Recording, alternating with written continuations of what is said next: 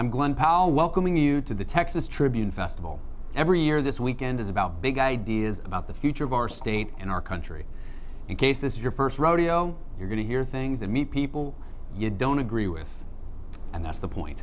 At TribFest, the rules are we listen to each other. We treat each other with respect despite our differences, so be kind, be courteous, and most of all, be civil. And if you can't be civil, well, I happen to know a hitman.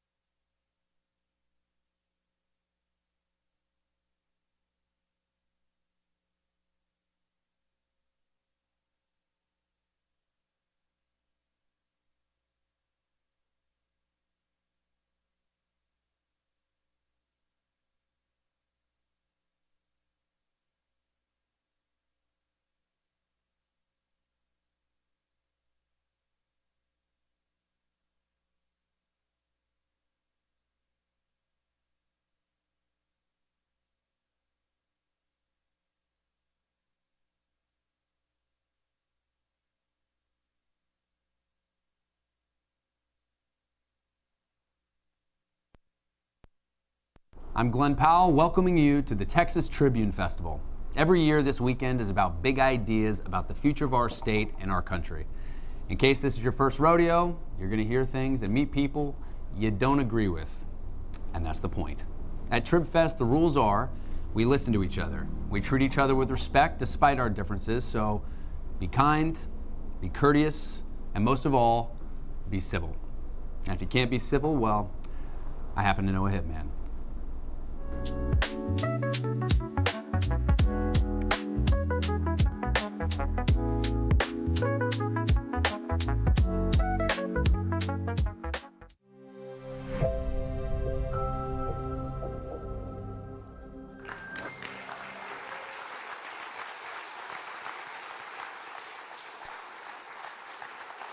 Hello, everyone.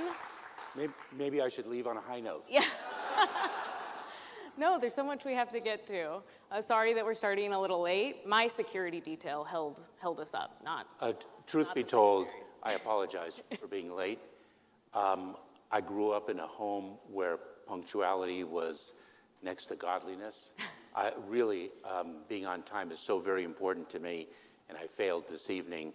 I will share a quick anecdote. When I began as a secretary, I was quite late for a meeting with about 20, 25 people, and I was profusely apologetic.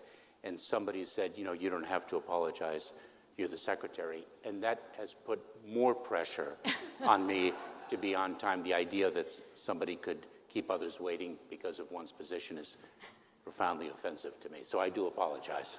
Well, thank you for being here, Secretary Mayorkas. Let's dive right in.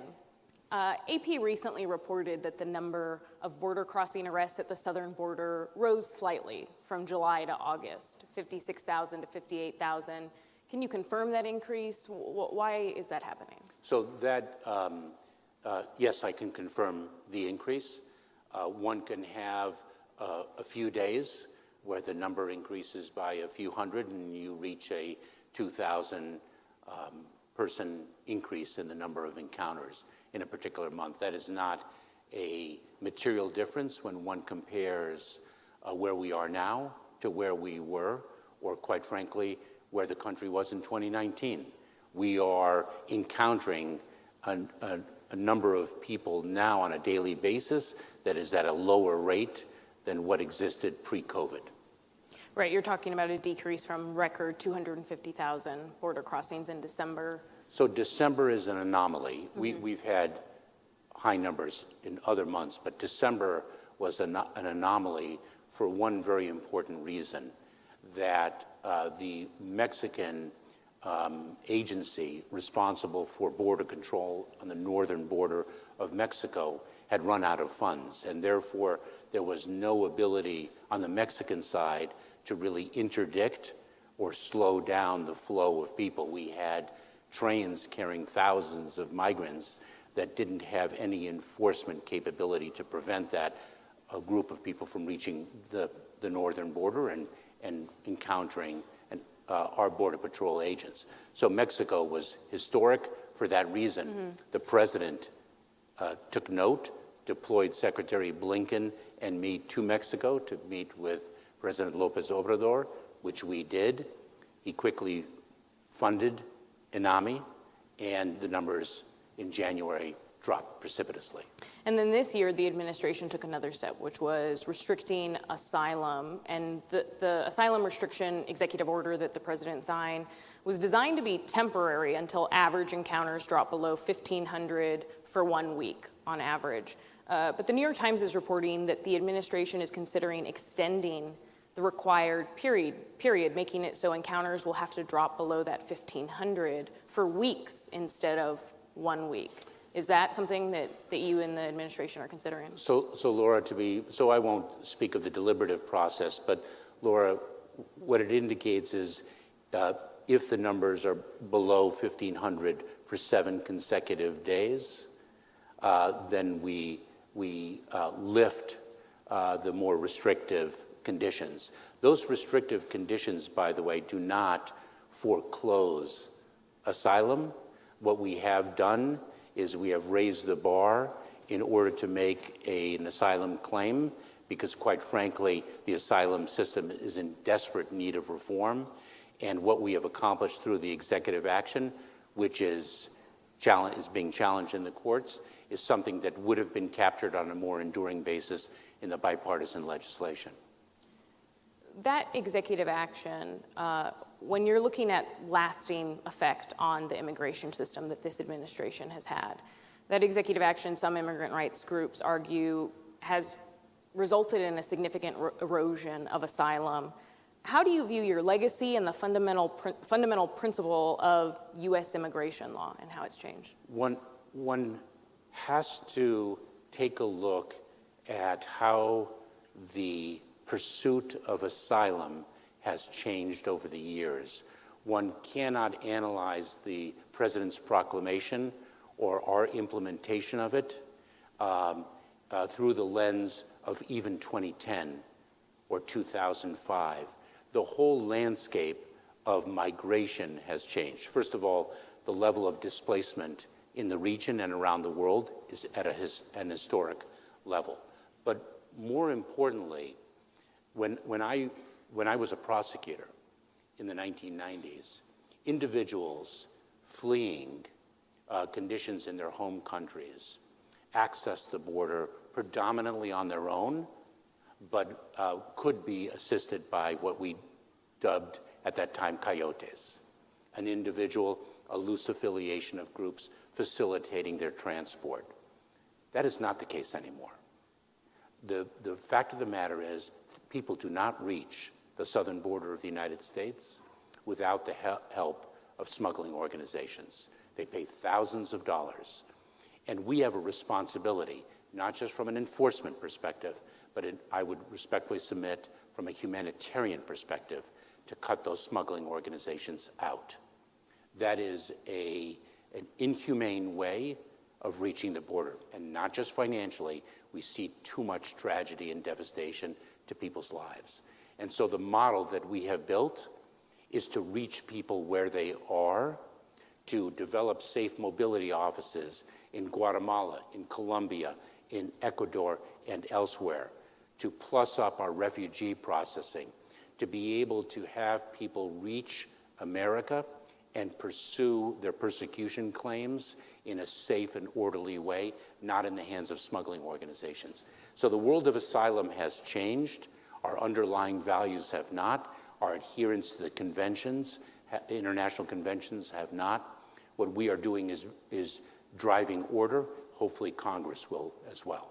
And I know that you said you don't want to get into potential future administration deliberations when it comes to adding or subtracting to this asylum executive action, but do you believe that U.S. law granting migrants arriving at the southern border, regardless of how they cross, whether it's at a port of entry, between a port of entry, do you believe that U.S. law that grants them the right to seek asylum should change? I think that fundamental right should persist, but the details need to change. And let me explain how existing law has not worked and how it's fundamentally broken. People arrive at the border and they claim fear of persecution by reason of their membership in a particular social group. I'm going to generalize because the community of migrating individuals is by no means monolithic, quite to the contrary. But for the sake of example or illustration, about 70% qualify for that initial threshold. It is low, about 70%. Their date of final adjudication of the ultimate merits determination of whether they actually qualify for asylum, first of all, that bar is higher, and that date of ultimate adjudication comes 7 to 10 years later. People live in the United States and work during those 7 to 10 years. Some have United States citizen children. They attend our schools. They attend our places of worship. They become integrated in communities. It becomes very difficult to remove them. That is not a workable system. And what we have sought to do is to shrink that 7 to 10 year period to a matter of days or weeks. And what we have sought to do is, while accepting asylum claims, to reduce the disparity between that initial threshold of credible fear and the ultimate merits determination, because what we have seen is disorder, and that is not good government. You talked a little bit about how the method of people's travel to the southern border has changed. But as you mentioned, there has been a dramatic global shift in migration. Why? How did it change? And where do you see it headed next? So, profit is an incredible motivator of some, and smugglers have evolved over time. They've become more sophisticated over the last decade, and their sole motive is profit, and their sophistication has come at the expense of human life, and that has been a significant driver. We are also, country conditions have changed dramatically, and so we are seeing migration from countries that did not previously experience it. The country that comes immediately to mind in our hemisphere is Ecuador, where we've seen at times very significant numbers of Ecuadorians leaving on a daily basis because of the unprecedented level of violence in that country. Their president declared a state of war against the gangs. They have never experienced that. They historically did not have a problem with illegal drugs, and it was historically a country of transit for narcotics. What happened was the traffickers began paying the facilitators not with money, but with drugs. And it's very difficult, it's quite fragile to remain a country of transit rather than a country of consumption. And that is what Ecuador is battling for the first time in its history. You were recently in Colombia working on root causes of migration, and that's something that also Vice President Harris was tasked with early on in the administration, addressing the Northern Triangle countries and root causes of migration there. Can you just pull back the curtain a little bit and tell us what was her role in that region? Well, two things. One, I was in Colombia to work on addressing what those countries need to both enforce their laws of humanitarian relief as well as their laws of border enforcement. That was my mission to Colombia, and we had a trilateral meeting with the Colombians and the Panamanians. It's unfortunate that there's a curtain that needs to be pulled back, because it's been quite unequivocally clear and explicit that the vice president's role has been in addressing root causes. And root causes can be violence, poverty, extreme weather events, corruption, and the vice president has done an extraordinary job in a public-private partnership driving resources to the countries in the Northern Triangle, El Salvador, Honduras, and Guatemala specifically, and having that public-private partnership invest in those countries in building industries and jobs and potential to give people hope. That is not a short-term solution. It wasn't with Plan Colombia of years ago, nor was it during the Obama-Biden administration. That's a long-term plan that is ultimately the solution, addressing why people leave their home countries because they do not wish to do so if the circumstances did not require it. I can speak personally. My father never wanted to flee Cuba. In fact, he had to leave his dying mother's bedside to bring his family to safety in the United States. That was a choice driven by compulsion, not by a free and fair election, if you will. And so the vice president has been driving to that long-term solution, and we have taken executive actions over the last year that have addressed the dysfunction in the immigration system. What was it like to work with her in that space in particular? And can you give any insight into the role that she's played more broadly across the administration when it comes to border strategy? She has been a driving force in not only ensuring that the government, through our resources, are assisting in addressing the root causes, but also in driving private industry. And I have seen her engage with chief executive officers and describe the imperative of that public-private partnership. That has been her primary role in the immigration sphere. You talked about Congress and Congress needing to do more on immigration a little bit ago. I would respectfully submit that Congress needs to do something. That's true. It's been decades. So under the Obama administration, you helped implement the Deferred Action for Childhood Arrival program. And for so long, Citizenship for Dreamers has been something that has been on the negotiating table.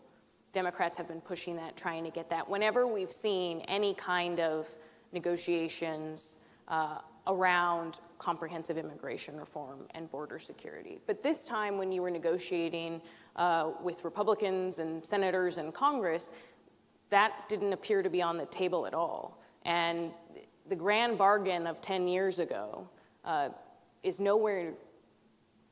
not present at all in Congress. What's changed over the last 10 years? I think that the effort recently was focused on fixing our asylum system and fixing that part of the immigration system that was underlying the situation at the border. I think that was the focus of it, and there were certain other elements of the bipartisan legislation that were required to reach a compromise. It was a much more surgical strike than fixing the immigration system writ large, which hasn't been fixed since 1996, and it's just remarkable how the world has changed and our immigration system is not. I will tell you, we look north. You speak to state leaders, senators, House members on both sides of the aisle, and they will speak of visa programs and the need to expand the number of visas available under a particular program. And yet, despite a bipartisan agreement, nothing is accomplished. We look to the north with Canada. Canada takes a look at its market needs, and it says, you know what? We need 700,000 foreign workers to address our labor needs domestically. And so they build a visa system for that year to address the current market condition, and they say we're going to bring in 1 million people. And it's market sensitive. We are dealing with numerical caps on labor-driven visas that were established in 1996. It's 2024. The world has changed. It's remarkable how there can be agreement on something, an agreement that it's broken, and not have agreement on a solution. The country is suffering as a result of it, not just with respect to the asylum system and the border, but family reunification, economic prosperity. Those are the humanitarian relief. Those are the three underpinnings of our immigration system. I want to dig a little deeper here because, as I just mentioned, you worked under the Obama administration. You've been working on immigration in some form for a long time. And I know I'm young, but I was there in 2013 and in Obama's second term. I covered Congress. It is completely different when on this issue in particular, when it comes to what is even on the negotiating table. And the public perception of it appears to have shifted dramatically as well and more to the right. So what do you think is behind that? What is driving that? So I can't speak of what is driving public reaction to it, although I do think that the situation at the border has squeezed some of the oxygen out out of the room. I will tell you that I think, this is not a declaration that is in any way noteworthy, but the divisiveness in our country's political life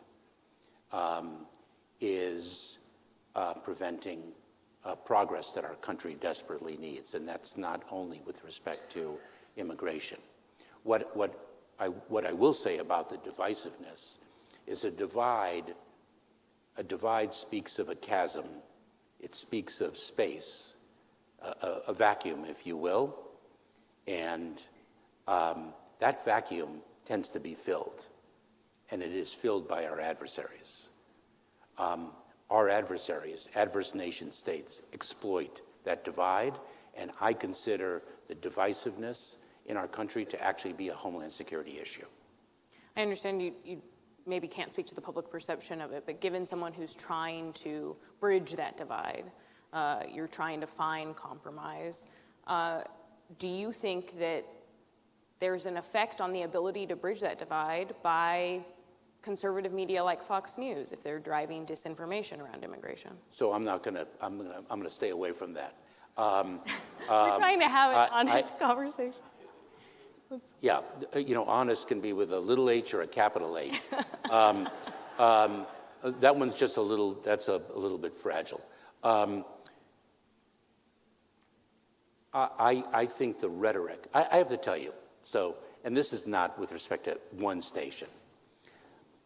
I grew up, we watched Walter Cronkite. I remember very clearly that at the end of the show, Eric Severide took over the microphone and provided an editorial comment. And the distinction between the news and the editorial was crisp and clear. I would like to see that return.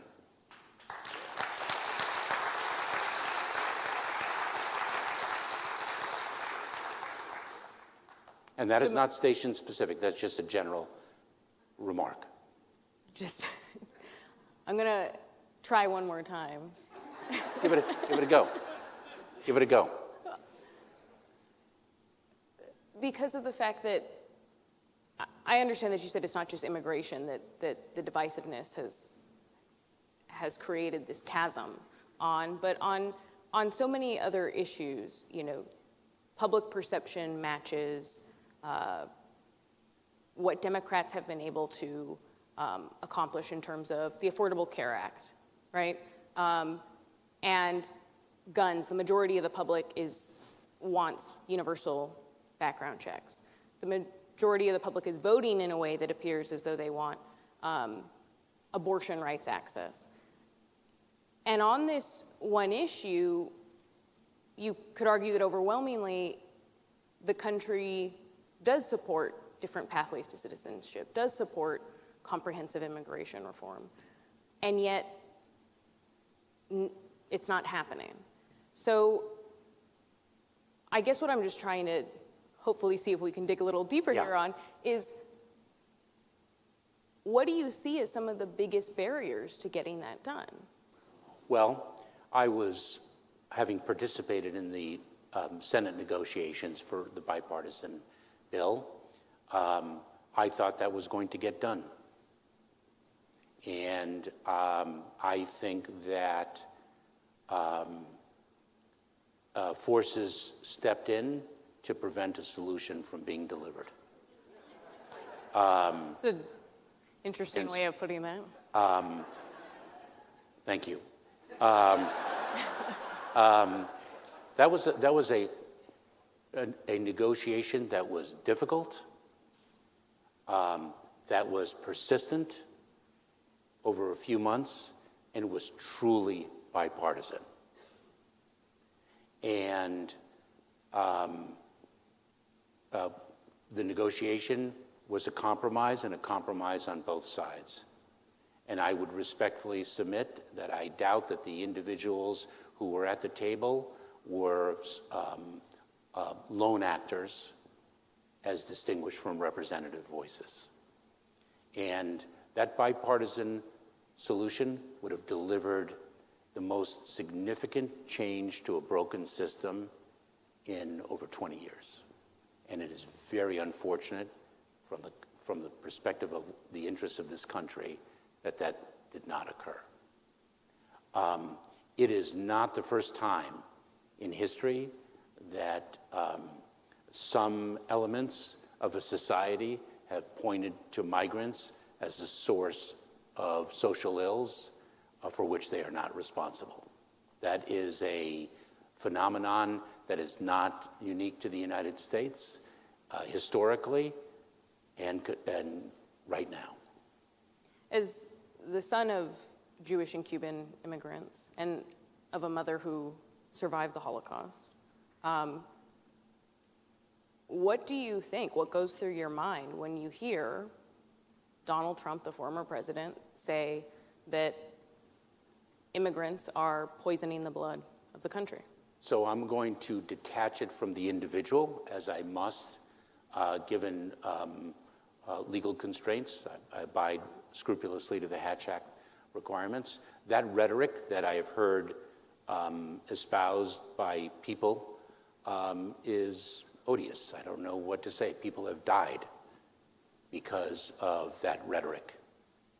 My mother's family, her father's 8 brothers, parents, sister, died because of that rhetoric. And I understand that you're going to also separate the individual that I'm mentioning right here. Maybe you could divest the individual from your Divest question. the individual from my your question. I don't know how to do that. So, Okay. Donald Trump has said he wants to carry out mass deportations of millions of undocumented migrants living in the United States. And some of his closest advisors have proposed deputizing the National Guard to go into Democratic-led states to round up migrants. What do you think of that proposal? How could something like that, how could an operation like that even be carried out? That's an interesting question. An individual,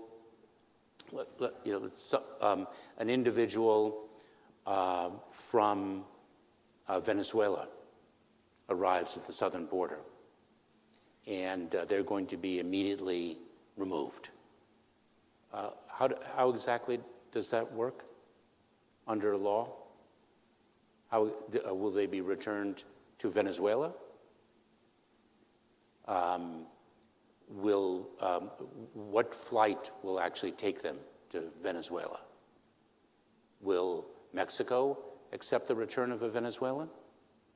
Will they have been given process under law to make a claim for asylum? What if they manifest fear under our executive order, assuming our executive order withstands legal challenge?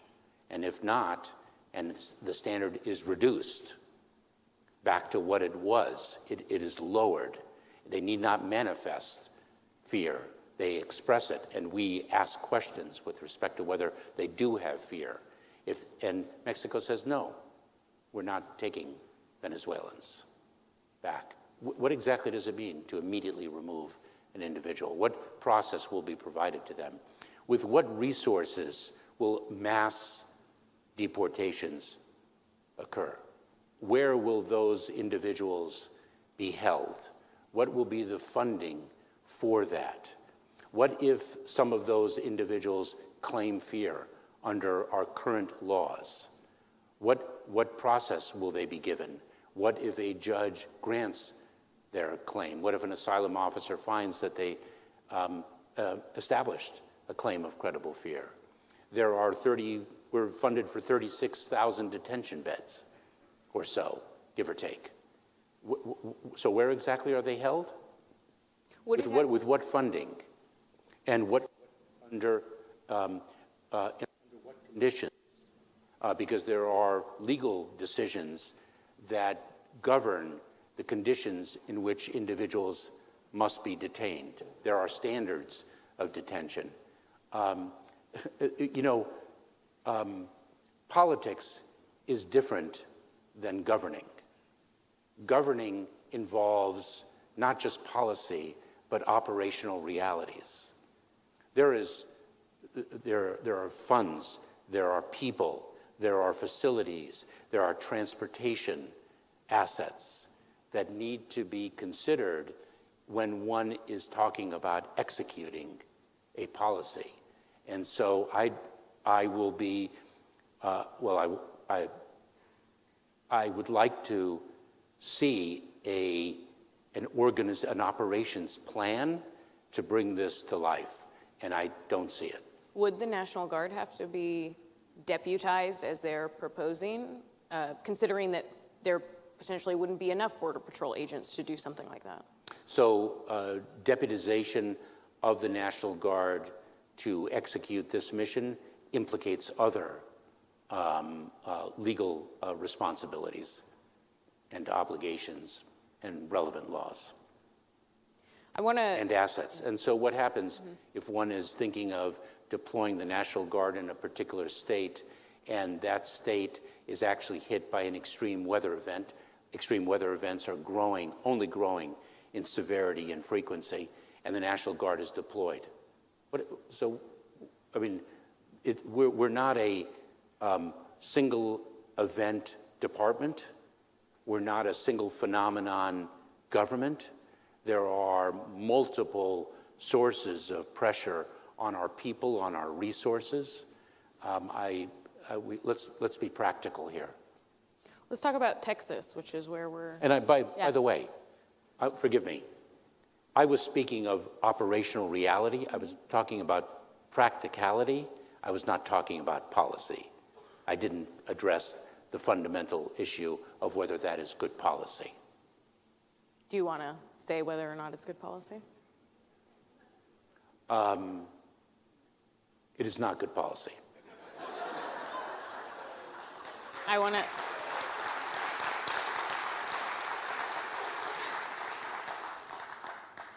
We're in Texas, and there's a lot that's been going on in Texas when it comes to border, as you probably well know.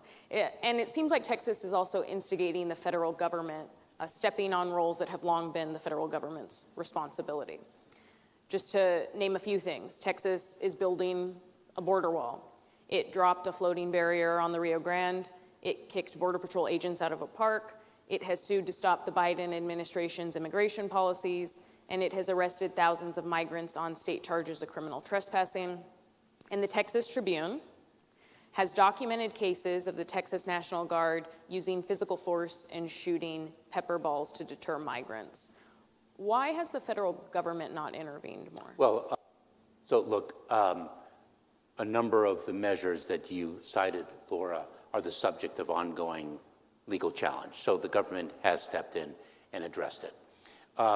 It is remarkable to me. I started my federal career as a prosecutor. My first introduction to immigration was actually prosecuting smugglers as an assistant United States attorney from 1989, and then ultimately the United States attorney until 2001. My introduction to immigration as a matter of policy and procedure was in the Obama administration many years later. This is the first time that in my 20 to 22 years of government service that I have seen a state act in direct contravention of national interests and in the service of what I would respectfully submit politics. Let me take a simple example of secondary screening of trucks that are crossing from Mexico into the United States. The state conducted secondary screening of those trucks without coordinating with the United States Customs and Border Protection that is responsible for the screening of people and cargo coming through our ports of entry. It wreaked economic havoc on trade, and it served absolutely no law enforcement purpose. It just wreaked economic havoc. The busing of migrants from the border, once they are released, to cities without communicating with the recipient city officials, deliberately refusing to communicate, cooperate, collaborate, is incomprehensible to me from the point of view of responsible governance.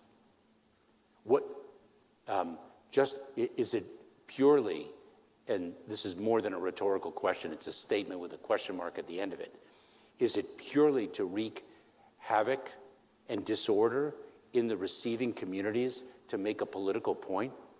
And I have to tell you, I was driving down Massachusetts Avenue late one night on the way back from my office, and I saw a busload of migrants, and those migrants disembarking from the bus in the middle of a residential area.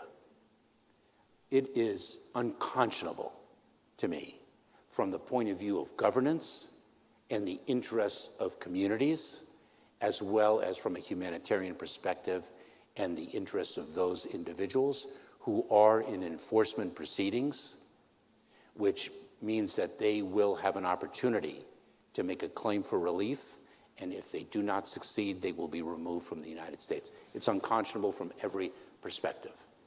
Another thing.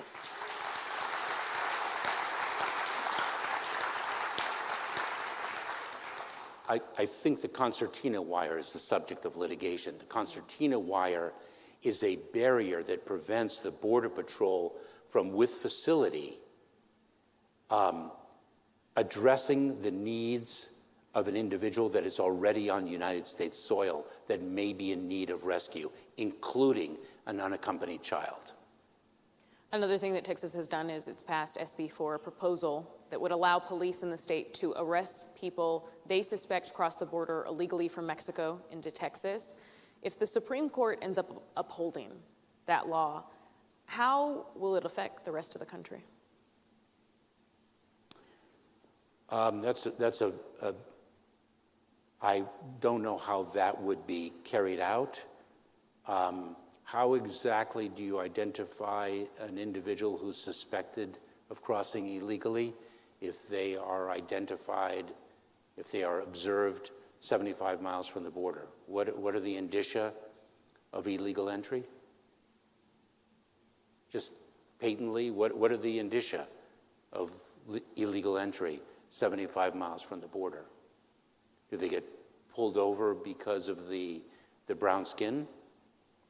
What if they are from Eastern Europe? What if they are, the demographics of the people encountered at the borders changed dramatically? How exactly is that going to be carried out? Hopefully we don't reach that question. And border security and immigration is obviously a big part of your mission at DHS, but there are a lot of other parts of the job. And thank you. So I don't know if people understand what's in the Department of Homeland Security. Let me just rattle through the 8 operational agencies. Oh. Let's start with the border, and not just the border. I do have a few more questions. Yeah. But okay. U.S. Citizenship and Immigration Services, which administers our legal immigration system. Immigration and Customs Enforcement, which is not only enforcement in the interior of the United States, but includes Homeland Security investigations, which is the second largest federal criminal law enforcement agency, theft of counterfeit goods, cyber crimes, online child sexual exploitation abuse, a whole range. U.S. Customs and Border Protection, which is not only the border, but the facilitation of trade and travel, enforcement of the Uyghur Forced Labor Prevention Act, and so much else. Cybersecurity and Infrastructure Security Agency, FEMA, United States Coast Guard, United States Secret Service, TSA, 8 operational agencies, 260,000 people. The breadth of our work is extraordinary. And because there are other parts of the job, I did want to ask you about domestic and foreign threats. After the attempted assassination of the former president, DHS warned that domestic violent extremists or other actors may attempt to do retaliatory acts, may attempt to do follow-on violence in response. Is that still a threat? Yeah, we're in a very heightened threat environment. I've spoken of that publicly, as has FBI Director Chris Wray. The terrorism threat has evolved very significantly. Of course, in the immediate aftermath of 9/11, we were focused on the foreign terrorists. In the second term, really, of the Obama-Biden administration, that threat of foreign terrorism, of course, persisted, but we saw also the concern of what we then called the homegrown violent extremist, the individual already resident in the United States, radicalized to violence by reason of a foreign terrorist ideology. What we have seen now is those threats persist, but we also have individuals radicalized to violence because of hate, a rise in hate, false narratives propagated on social media, other online platforms, personal grievances. We're seeing youth radicalized to violence, youth suffering loneliness, mental health vulnerabilities, very impressionable. And we are partnering with online platforms, including gaming companies, to address that real phenomenon. When it comes to domestic violent extremists, what exactly is the Homeland Security Department tracking, and are you seeing any signs that there could be violence near or after Election Day? So let me separate that. So what we do is we gather information, or we actually curate information that others gather from publicly available sources, and we disseminate information to state, local, tribal, territorial law enforcement and other importantly situated people in communities across the country. So first-line responders are equipped with the latest intelligence and information, so they are prepared. They understand what the threat is, they know what to look for, what the indicia are, and hopefully to prevent something from materializing. With respect to elections, the threat streams are multiple, three primarily. There's the threat of physical violence, there's the threat of cyber attack, and there's the threat of disinformation. And what we do is we help state and local election officials, the frontline personnel. We equip them with training, best practices, information with respect to the threats. We work very closely with them in really empowering and equipping them with the tools they need to ensure the integrity of the elections for which they are responsible. Are you concerned, though, that there could be more violence than there was after the last presidential election in 2020?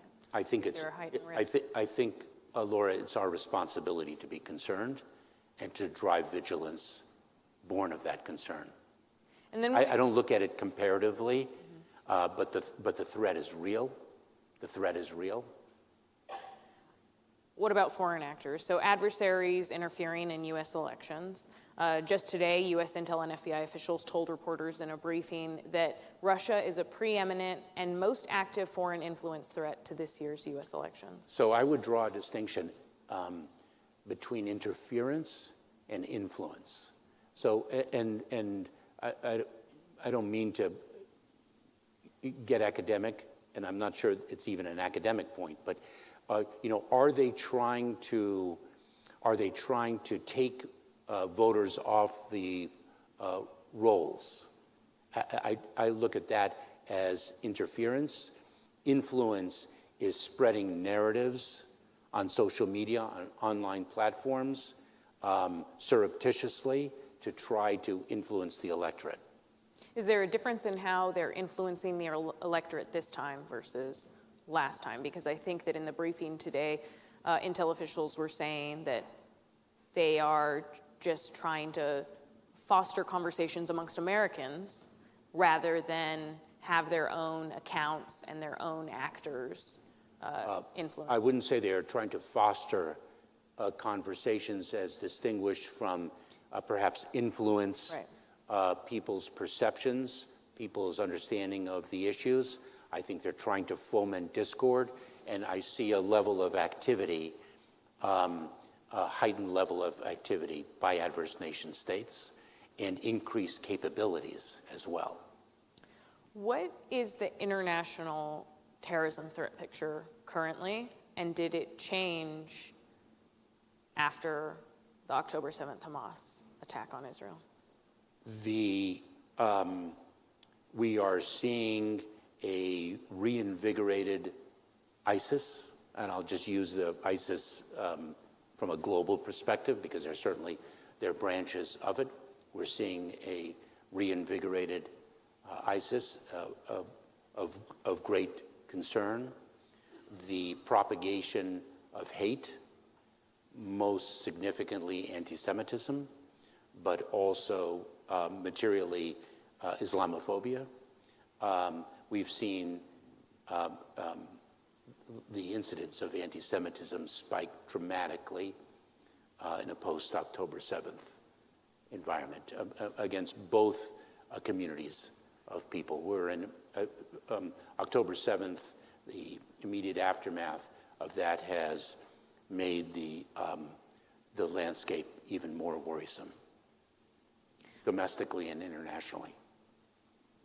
I think that we want to open it up to questions. I don't know if Evan is in place yet.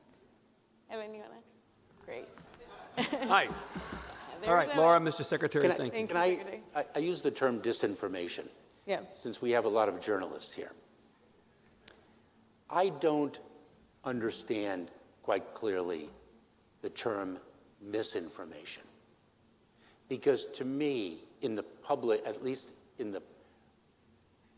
generally, misinformation carries a weight, a pejorative, far heavier than does an inaccurate story.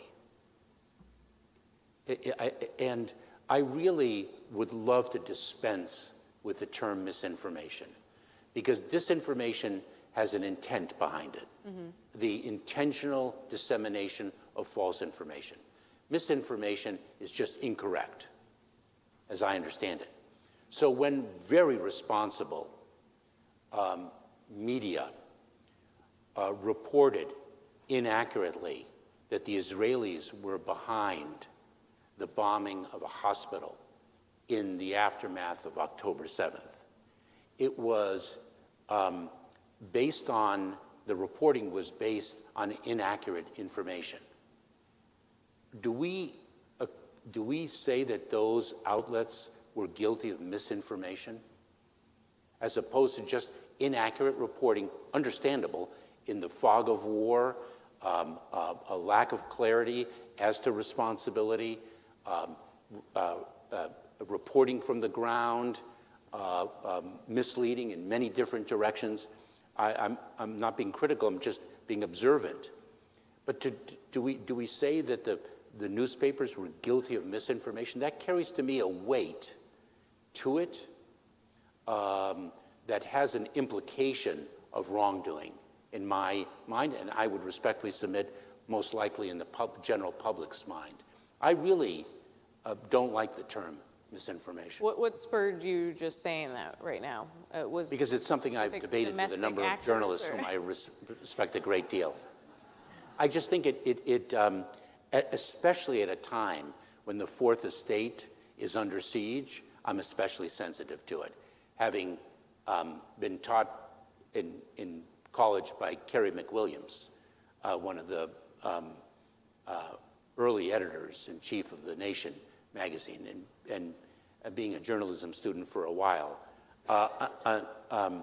But Is it that you think that we use misinformation correctly when reporters? Well, technically it is used correctly, but I think the implication of its use drives a perception that is inaccurate. There is such a thing as an innocent mistake. Reporters, like everybody else, a reporter gets things wrong from time to time. Mm-hmm. If you're in the fray, you're going to get things right and you're going to get things wrong. If you're on the sidelines, it's easy. But when you're in the fray and you're reporting on war, some things are going to be right, some things are going to be wrong. Misinformation has a weight to it that I think is inaccurate with respect to the intentions of a journalist, the good intentions of a journalist. And I think it does us harm. Just a thought. Thank you. All right. With that, Evan. All right, Mr. Secretary, question from John from Frisco. What do you make of the rightward shift of the Democratic Party on immigration policy? In 2020, Democrats ran on the inhumane nature of President Trump's immigration policies, and now a lot of those same policies, the questioner says, are being adopted by the Biden administration. I would respectfully disagree. Those policies are not being adopted. We have not eliminated the ability to seek asylum. We have not shut down our refugee system, one of the jewels of the United States. Quite to the contrary, we've increased the number of refugee admissions in a year. We do not separate families as a means of deterring others from migrating and accessing our asylum system. We have executed on the Family Reunification Task Force that the President established through executive order. We are not perpetuating the inhumane policies of the past. If I could add on to that. I mean, I understand what you're saying, Secretary, but the Biden administration kept in place Title 42, the deportation era policy that was started under Donald Trump. And that was something that he and others had run on saying that they would immediately reverse it, and it wasn't. And now you're currently being sued by the ACLU, the administration is, for the asylum restrictions that have been put in place, saying that they aren't constitutional. I would respectfully, we're litigating that. We disagree with that contention. We are continuing to enforce asylum law. Individuals can make a claim for humanitarian relief if they are encountered in between the ports of entry. As I've stated before, we have altered the process, we have changed the standard, and I think for the better, for a more functioning asylum system. And I would ask people who are critical, and I understand their perspective, who are critical of the measures that we have taken, were we working with a functioning asylum system before this? Were we? Were we when 7,000 people, 5,000 people are arriving every day in between the ports of entry in the hands of smugglers?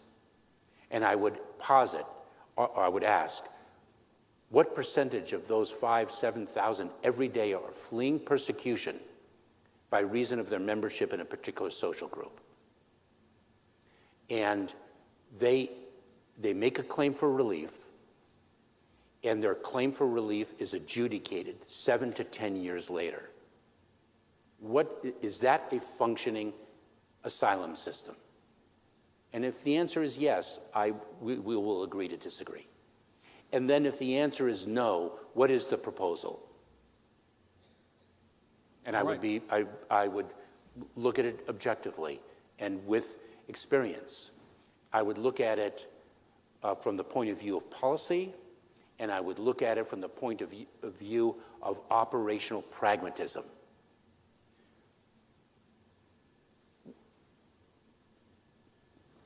Okay. Just going to leave it there. Okay. Mr. Secretary, Jenny from San Antonio asks, America would not have the strong economy that it has without migrant labor. How does America balance this with the need for keeping out criminals and drugs? We're talking two very different things. It is our responsibility to keep out criminals and drugs. And we have three objectives in our immigration system: economic prosperity, family unity, and humanitarian relief.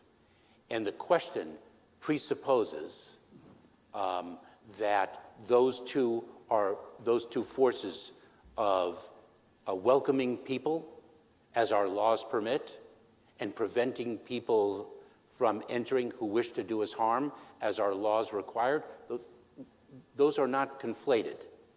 And the people who are, whom we encounter at the border, who are making claims for relief, it is my view, and I've articulated it, Laura, in our discussion, it is my view that given the landscape of migration and the fact that the smuggling organizations are increasingly aligned and increasingly becoming identical to transnational criminal organizations, not just in our hemisphere, but in Europe and other parts of the world, we have an obligation to drive migration differently than in their hands.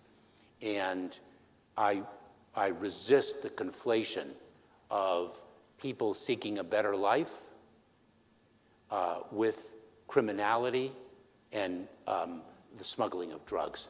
Not always, but the vast majority, those are not deserving of conflation. All right.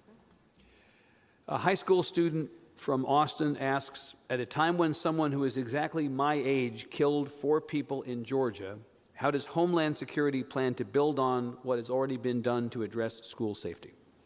So it's a really important question. So a number of things. Let me identify 3 lines of work, and there are more. One, we're working with local communities on school safety and disseminating best practices for schools in communities big and small. We do that through the United States Secret Service. We do that also through the Cybersecurity and Infrastructure Security Agency. We have a very significant school safety initiative, number 1. Number 2, we're disseminating information to communities with respect to the threat landscape and what we see on social media. 3, very importantly, we're taking a public health informed approach and empowering communities to develop the infrastructure to deal with individuals who are vulnerable to radicalization or violence. And I've spoken about this inside the department quite a bit. You know, we're approaching See Something, Say Something Day. I think it's the 25th of September, I think.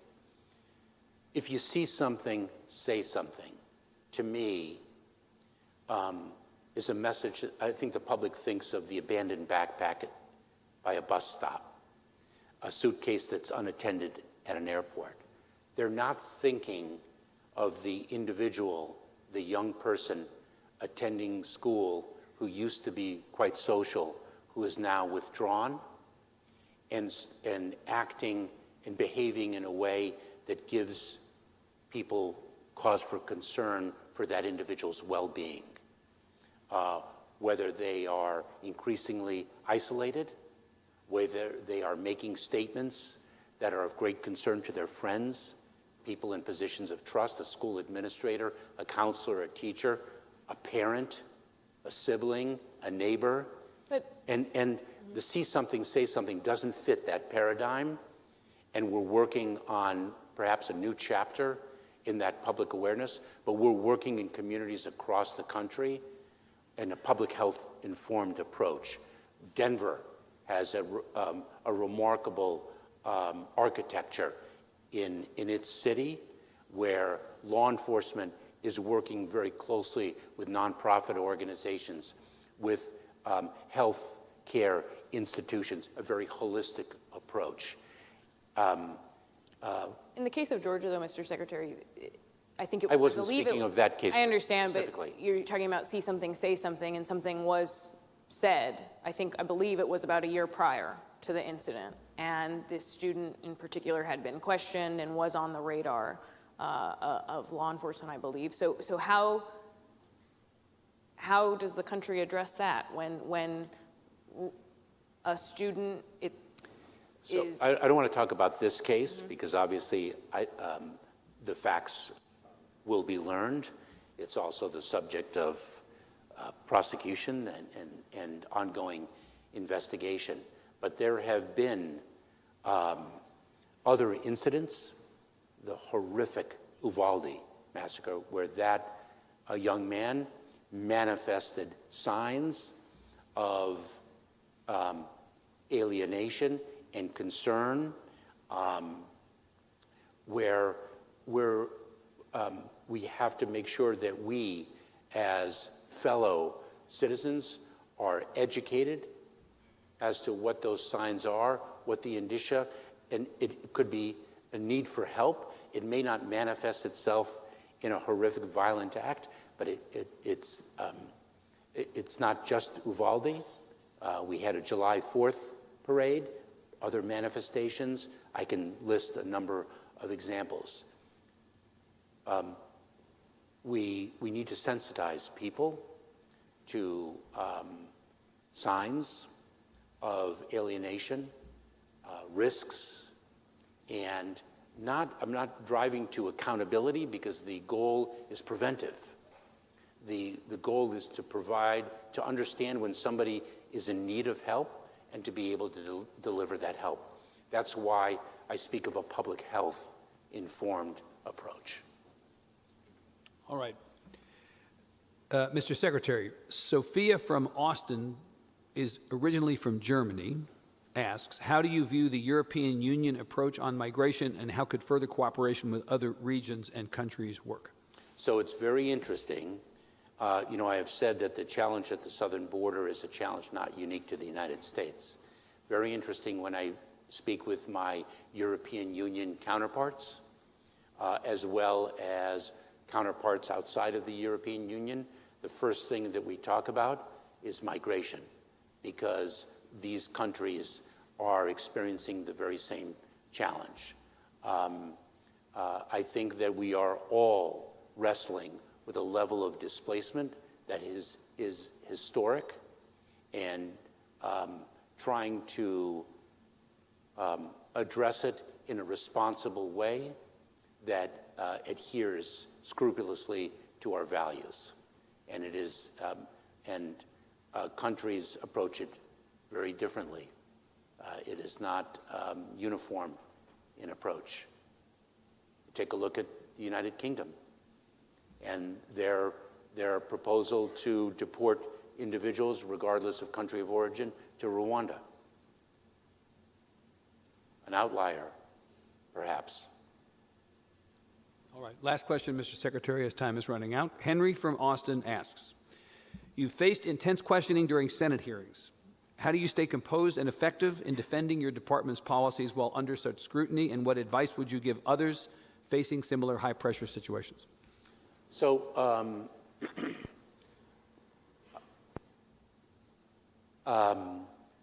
I grew up in government as a federal prosecutor. And I was in a courtroom where I had not a scintilla of doubt of the correctness of my position. And I was confronting a formidable adversary that was trying to prove that wrong, and deployed all sorts of tactics to achieve that mission. And I developed, I just had a strength of conviction. Yeah. And I have a strength of conviction in the work that I do now.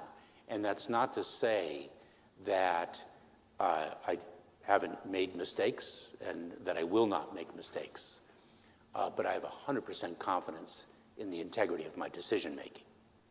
And so when I'm attacked, I try to deal with the substance and drive by the rest of it. I have one more question, just to end on kind of a look at the last 4 years since the president's term is coming to an end. 2 years from now, what specifically is going to tell us whether or not you've been successful as Homeland Security Secretary, whether it's expanding pathways for asylum seekers or on border security? What are you going to be looking at that will tell you that it's been a successful term? Well, I would say when you're talking about the immigration system, Laura, which we have focused upon considerably, I'm going to shift the question, and I would ask Congress, how would you define your success in dealing with our nation's challenge? So that's how I would look at it. Okay. Dodging the questions to the end. But I thought I answered a lot of them. you did. Homeland Security Secretary Alejandro Mayorkas, thank you so much for your time. We really Thank you, Laura.